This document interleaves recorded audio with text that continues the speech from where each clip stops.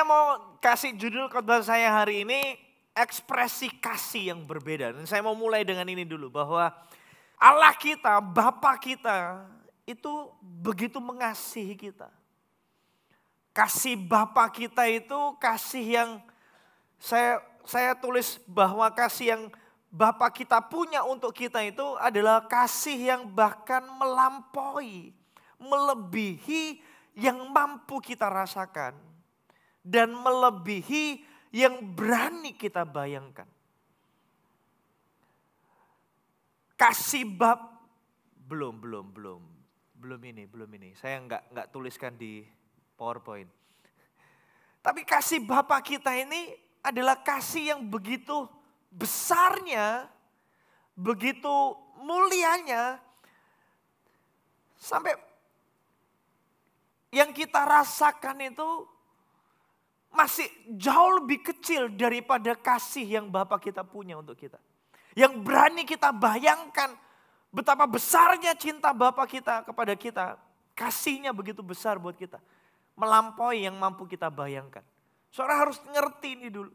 Kalau saudara seorang bapak, saudara bisa merasakan kasih saudara kepada anak saudara.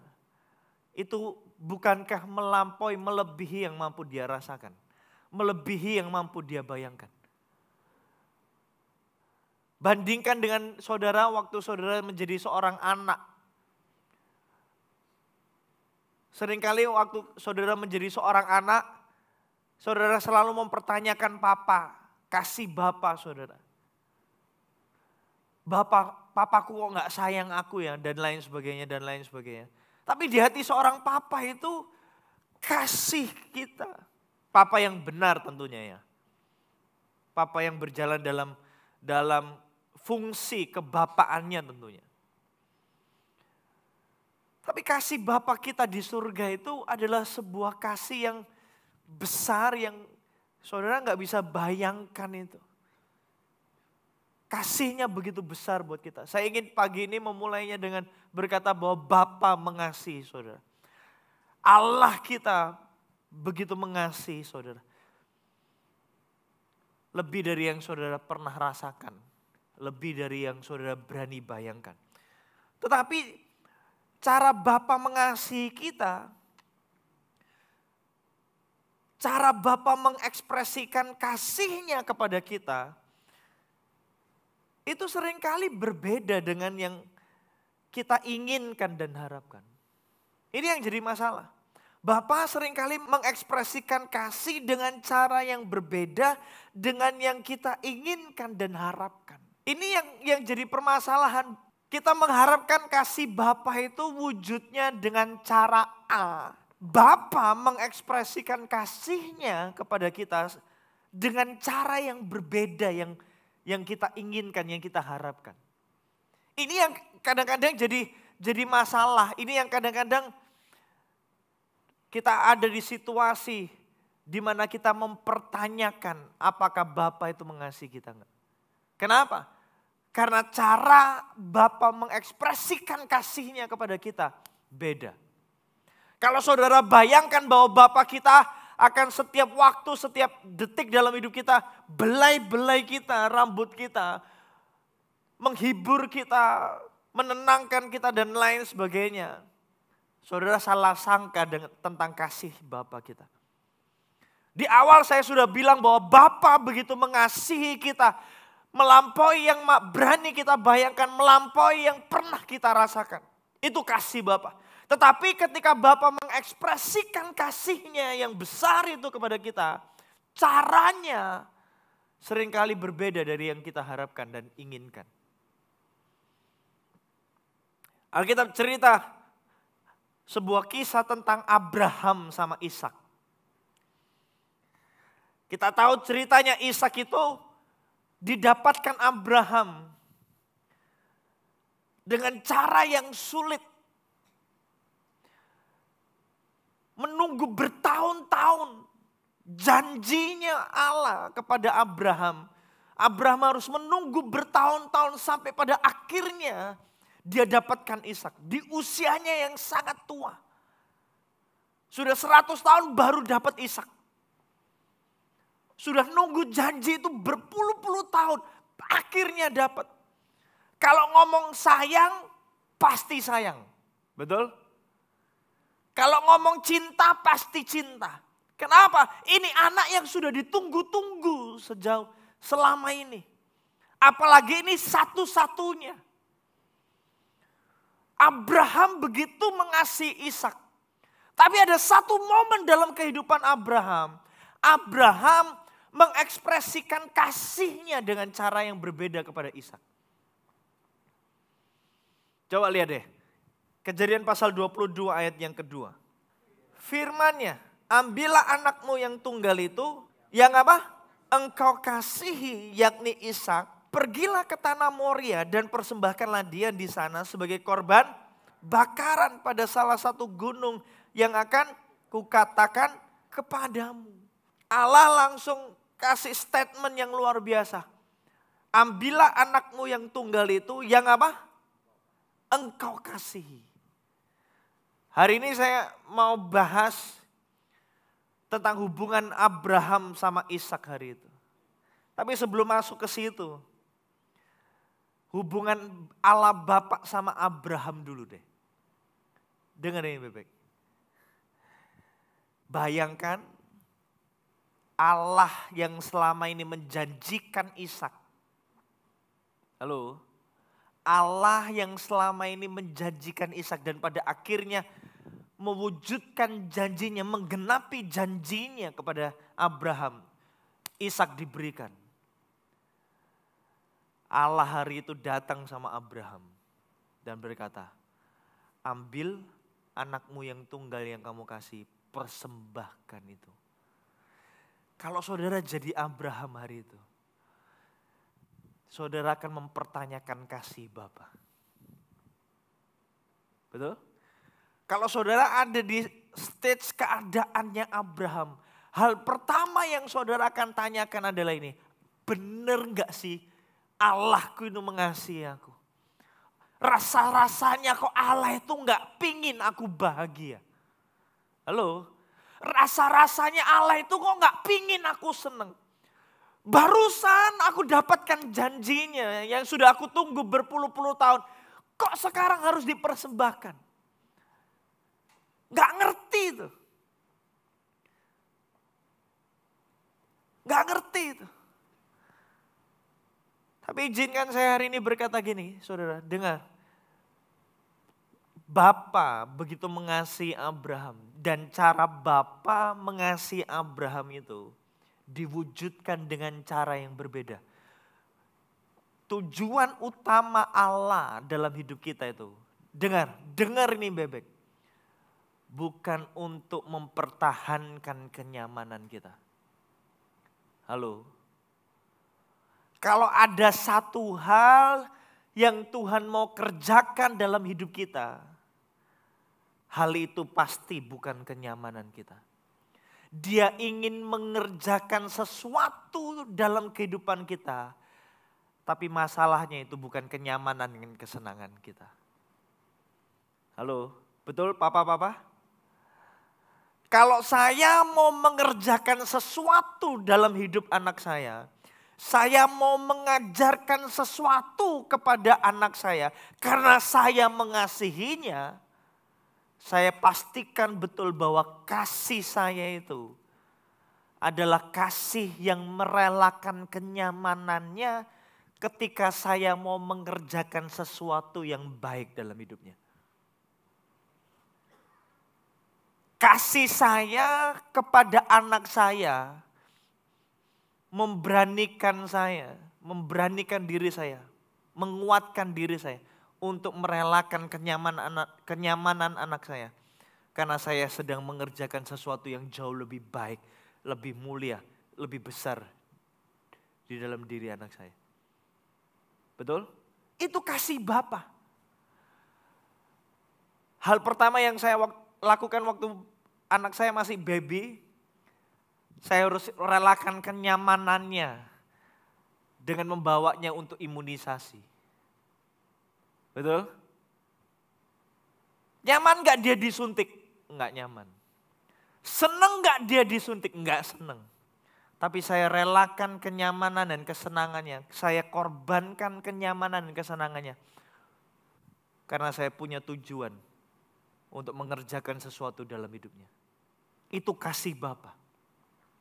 Itu yang dilakukan sama kehidupan Abraham. Allah sedang mengerjakan sesuatu dalam kehidupan Abraham. Halo? Yang pada saat itu Allah harus merelakan kenyamanan dan kesenangan Abraham. Dengar saya baik-baik. Siapa yang percaya Allah mengasihi kita? Bapa mengasihi kita. Bapa mengasihi kita. Bukti Bapa mengasihi kita adalah kadang-kadang dia merelakan kenyamanan, kesenangan kita untuk mengerjakan sesuatu dalam hidup kita. Amin. Dalam konteks Abraham, kasih Bapa itu melatih kita untuk percaya sekalipun kita nggak mengerti. Abraham hari itu nggak mengerti, saudara. Kenapa Allah minta Ishak? Kenapa Allah minta Ishak? Nggak ngerti. Alasannya apa nggak dijelaskan. Halo?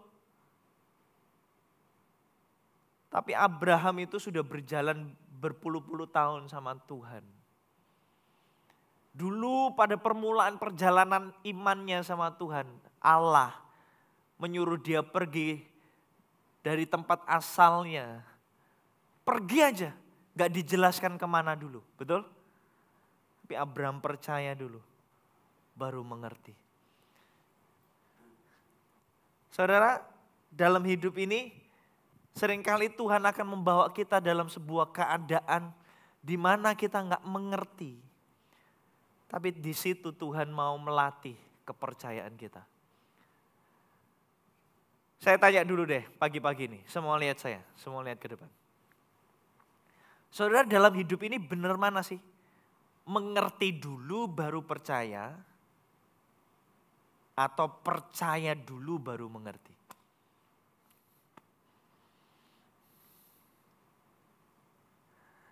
Karena seringkali kita kan punya persepsi gini, aku harus ngerti dulu baru aku bisa percaya. Jelasin. Buat aku paham dulu, buat aku ngerti dulu. Pagi-pagi berat ya diajak mikir ya. Nanti pulang dikasih makan sama Bapak Gembala, saudara. Mengerti dulu baru percaya atau percaya dulu baru mengerti? Siapa yang mengerti dulu baru percaya? Tinggi-tinggi. Mengerti dulu baru percaya, tinggi-tinggi. Harus ngerti dulu, gak boleh bodoh-bodohan ikut Tuhan itu. Ngerti dulu baru percaya, angkat tangan tinggi-tinggi. Oke. Yang percaya dulu baru mengerti, angkat tangan tinggi. Oke. Saya tanya yang pertama dulu. Mengerti dulu baru percaya. Saya bisa angkat tangan dulu? Yang angkat tangan pertama tadi saya tanya waktu pernah naik pesawat, Pak. Jangan pesawat deh.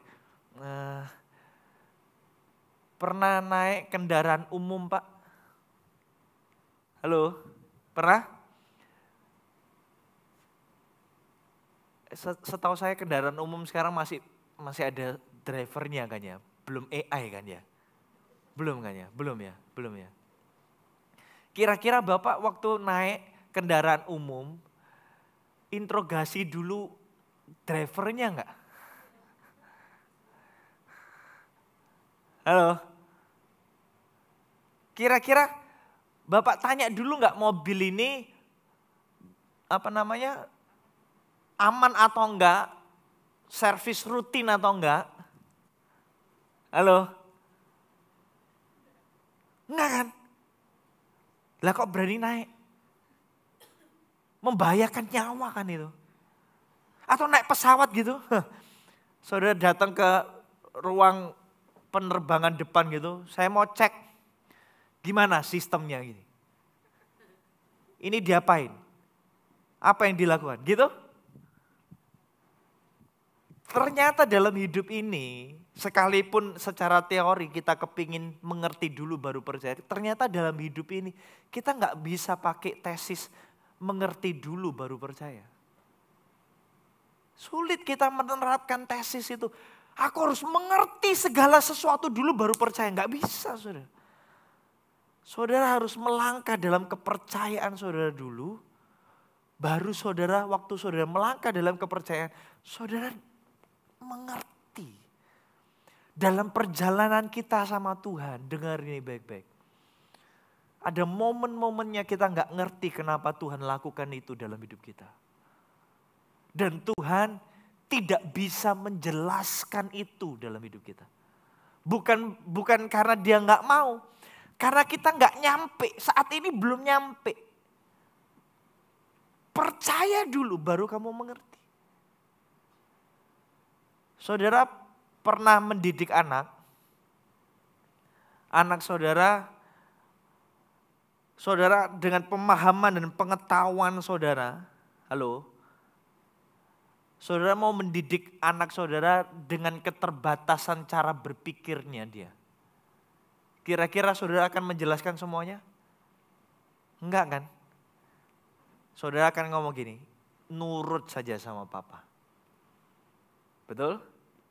Kenapa? Karena saudara tahu percuma jelasin sekarang. Nurut saja sama papa. Makanya Tuhan itu sama kita gak bisa menjelaskan A sampai Z. Karena pikiran kita itu terbatas. Sejauh langit dari bumi, demikianlah pikiran Tuhan sama pikiran kita. Makanya Tuhan tuh kalau nuntun kita bukan seperti sentolop. Bukan seperti lampu HD. Bukan seperti lampu yang bisa menerangkan ratusan kilometer ke depan. Alkitab berkata firman-Nya itu pelita bagi kakiku. Tahu pelita bagi kakiku? Itu artinya dia cuma ingin menerangkan satu langkah di depan kita. Apa yang kita perlu ambil. Hidup dan berjalan sama Tuhan itu gak bisa jelas. Dari ujung sampai ke ujung gak bisa saudara. Buta kita. Tuntunan Tuhan itu bukan tuntunan ratusan kilometer ke depan. Enggak saudara. Karena enggak nyampe pikiran kita. Tuhan cuma ingin menjelaskan, Tuhan cuma ingin menerangi langkah kita selangkah dua langkah ke depan. Menerangi langkah kita selangkah dua langkah ke depan. Sekalipun saudara enggak ngerti ujungnya, jalan saudara percaya. Amin. Percaya. Ini tuntunan Tuhan enggak ngerti tapi percaya. Saat saudara gak ngerti, percaya. Itu latihan yang saudara perlu dapatkan dalam kehidupan kita. Dan kasih Bapa ketika dia mengekspresikan kasihnya dalam hidup kita. Dia ingin melatih kita untuk percaya sekalipun kita gak mengerti. Kejadian 22 ayat 7 sampai 8 diceritakan. Ini apa yang terjadi sama Ishak saudara. Coba lihat, waktu saya tinggal 5 menit. Cepat. Ayat 7. Lalu berkatalah Ishak kepada Abraham, ayahnya, Bapa, saut Abraham, ya anakku, bertanyalah ia, di sini sudah ada api dan kayu, tetapi di manakah anak domba untuk korban bakaran itu, saut Abraham. Allah yang akan menyediakan anak domba, untuk apa? Korban bakaran baginya, anakku. Demikianlah keduanya berjalan bersama-sama. Abraham yang sudah berjalan sama Tuhan, dia gak punya perdebatan sama sekali. Tapi momen itu adalah momen yang penting untuk Ishak dalam perjalanannya bersama Tuhan selanjutnya. Abraham kasih contoh caranya jalan sama Tuhan gimana. Dulu Abraham sudah lulus dan sekarang Abraham sudah semakin mahir. Dia semakin terlatih untuk berjalan dalam kepercayaannya sekalipun dia nggak mengerti. Tapi momen ini, saya rasa momennya bukan untuk Abraham saya. Tapi momen untuk Ishak. Waktu Ishak tanya sama Abraham. Ini kayu sudah ada, api sudah tersedia, mana anak dombanya? Abraham jawab sebuah jawaban yang buat saya gak menjelaskan apa-apa sebenarnya. Tapi sebenarnya itu esensi dari imannya Abraham. Abraham ngomong sama Ishak, gak usah khawatir, Allah yang akan menyediakan. Hari itu Ishak belajar untuk percaya sekalipun tidak mengerti. Karena dikatakan apa? Demikianlah keduanya berjalan bersama-sama. Enggak debat lagi, enggak tanya lagi, enggak bingung lagi. Oke, papaku sudah ngomong gitu. Aku enggak ngerti sih. Gimana cara menyediakannya, di mana menyediakannya, kapan dan lain sebagainya. Aku enggak ngerti, aku enggak paham. Aku percaya. Dia jalan. Ishak hari itu tanpa dia sadar, nanti dia sadar setelah itu. Dia belajar untuk percaya sekalipun dia gak ngerti. Nurut, taat, keep walking. Saudara, dalam hidup ini saya berdoa kita sama seperti Ishak. Di momen dimana kita bertanya, kenapa aku ada di sini? Kenapa aku ada di situasi ini? Kenapa seolah-olah aku jadi korban? Halo, dan lain sebagainya. Bingung dengan semua pertanyaan-pertanyaan itu. Hari itu Ishak tetap berjalan bersama Abraham. Saat saudara tidak mengerti jalannya, ini adalah Tuhan. Percaya hatinya. Dalam hidup ini kadang-kadang kita ada di situasi dan keadaan sama seperti Ishak, gak bisa dijelasin. Gak bisa. Percaya saja. Amin. Coba lihat kanan kirinya, percaya saja. Ayat 9 diceritakan lebih lanjut. Sampailah mereka ke tempat yang dikatakan Allah kepadanya. Lalu Abraham mendirikan mezbah di situ, disusunnyalah kayu. Diikatnya apa? Ishak anaknya itu dan diletakkannya di mezbah itu di atas kayu api. Sesudah itu Abraham mengulurkan tangannya lalu mengambil pisau untuk menyembelih anaknya. Kok gampang ya? Kok rasanya nggak ada perlawanan ya? Dulu saya berpikir karena Ishak masih balita. Jadi nurut saya bahasa Ibrani digujer gitu. Tahu digujer? Dulu kalau kita kecil nggak mau minum obat terus digujer, pegangi sama orang tua, buka gitu, cokoi sama obat gitu.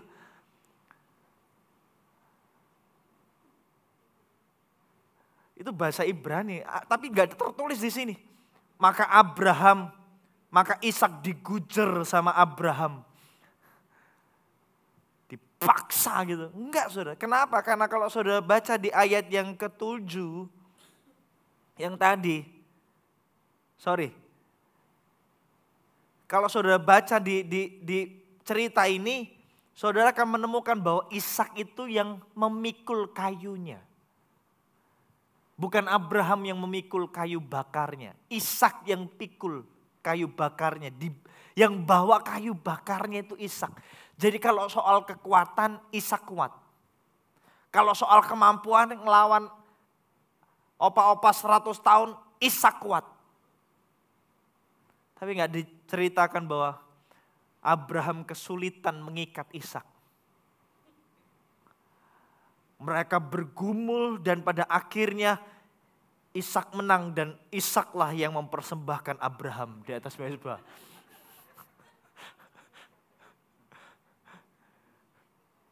Ceritanya lain saudara. Kalau soal kemampuan harusnya mampu toh. Halo. Karena Ishak yang bawa kayu bakaran itu Ishak. Abraham sudah tua renta gitu. Engkau gampang lah. Cengkewing dikit aja kamu ya. Papa nggak tahu mengasihi aku ternyata. Enggak loh. Enggak ada perlawanan sama sekali. Ishak dengan mudahnya ada di sebuah keadaan di mana dia harus menyerahkan semua kemampuannya, kekuatannya. Dan dia berserah. Dia percaya penuh kepada bapaknya. Saudara tahu enggak? bentuk kepercayaan kita itu terwujud dari apa? Saudara orang beriman? Siapa orang beriman? Angkat tangan tinggi-tinggi. Tinggi. Apa tandanya saudara beriman? Nyanyi. Kalau nyanyi sampai uratnya tebel-tebel gitu, dekat sama surga gitu. Apakah tanda kita beriman tuh teriakan kita kayak zamannya Yosua gitu? Meruntuhkan tembok Yeriko. Apa tandanya kita beriman? Bahasa roh keras-keras. Apa tanda kita beriman? Jalan 5 langkah. Haleluya. Dipegang orang. Don't touch me. I'm holy. Apakah tanda kita beriman tuh sekali angkat tangan orang rebah? Coba kita perlu definisikan ulang tandanya kita beriman itu apa. Buat saya, tanda orang beriman itu ada satu kata ini.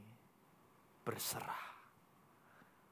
Setelah Tuhan melatih Ishak untuk percaya sekalipun tidak mengerti. Kasih Bapa berikutnya melatih Ishak untuk apa? Untuk berserah dan berani melepas hak. Berani berserah dan berani melepas hak, saudara. Ini yang sulit. Perkara sulit ini. Kita definisikan beriman itu adalah meruntuhkan tembok. Merebut kota. Klaim janjinya Tuhan. Munculin terus. Tapi buat Ishak, percaya itu artinya dia berserah. Dia kuat. Dia punya hak untuk mempertahankan hidupnya. Tapi dia melepas haknya. Untuk percaya penuh kepada Bapaknya. Tim musik boleh maju ke depan gak? Saya mau tutup. Saya gak punya waktu jelaskan lebih banyak. Tapi saya ingin berkata gini. Saudara dengar ini Bebek. Penghalang terbesar kita untuk mengalami kasih Bapa kita adalah sebuah perasaan ini. Perasaan berhak. Saudara ingat ceritanya anak sulung dan anak bungsu?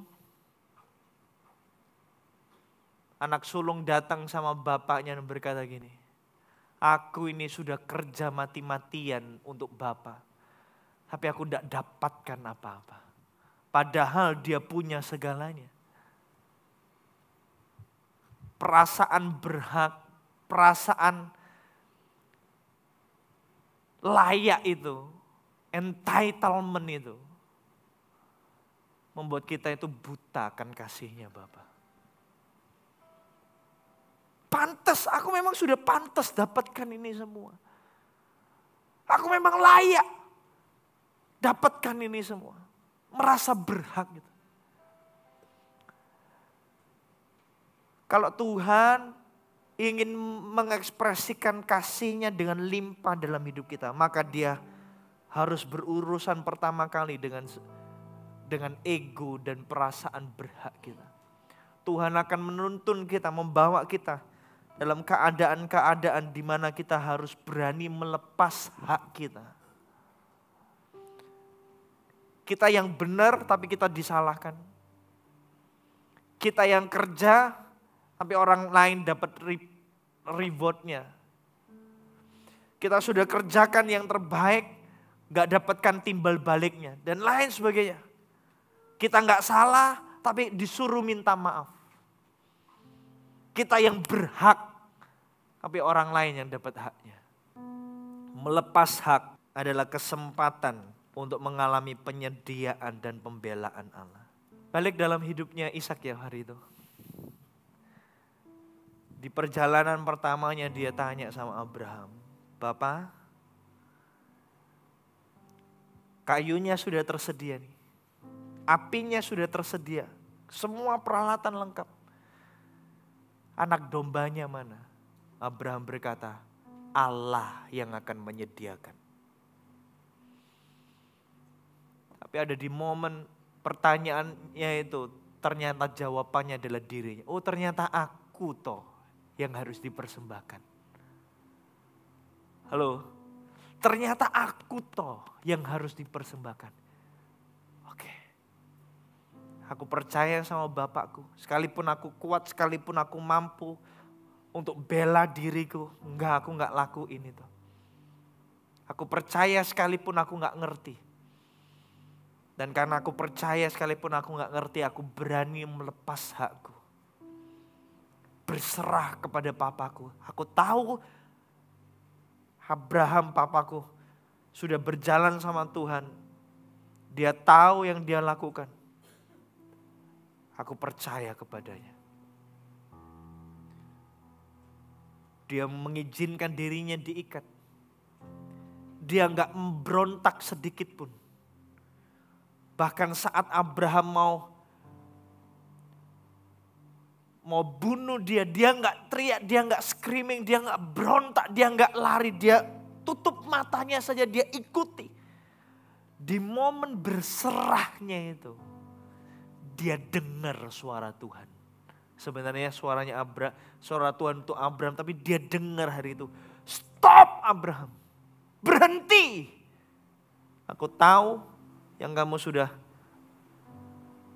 lakukan, aku tahu hatimu, kau nggak cinta anakmu lebih dari aku, kau nggak cinta apapun lebih dari aku. Aku tahu engkau setia.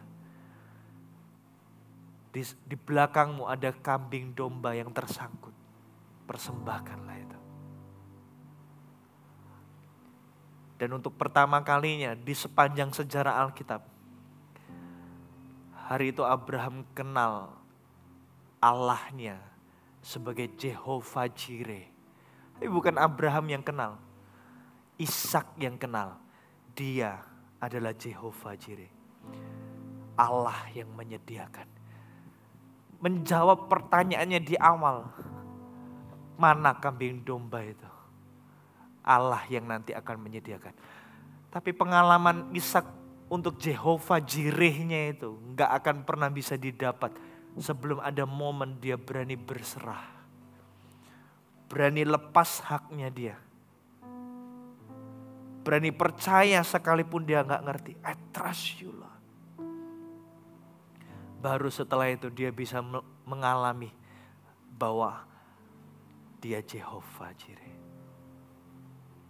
Munculin lagi PPT saya yang terakhir.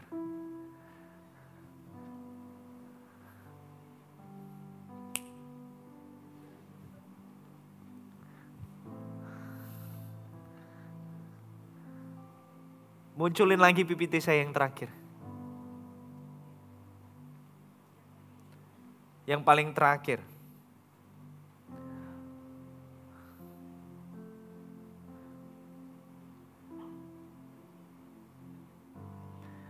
Melepas hak adalah kesempatan untuk mengalami penyediaan dan pembelaan Allah. Saudara mau penyediaan dari Allah? Kadang-kadang penyediaan dan pembelaan dari Allah itu dimulai dengan momen saudara berani melepas hak saudara. Aku pantas dapatkan ini. Enggak. Aku percayakan penuh pada Tuhan. Berani lepas hak saudara. Saya nggak tahu apa yang saudara sedang alami dan hadapi. Kalau momen saudara datang ke tempat ini, saudara mempertanyakan kasihnya Bapa dalam hidupmu. Jangan-jangan dia lagi mengerjakan kasihnya yang besar buat hidupmu. Sebelum Tuhan menyediakan sesuatu yang limpah dalam hidupmu, penyediaan yang supranatural, kadang-kadang Tuhan membawa kita di momen mesbah, di mana kita mempersembahkan hak dan berserah sama Tuhan. Amin.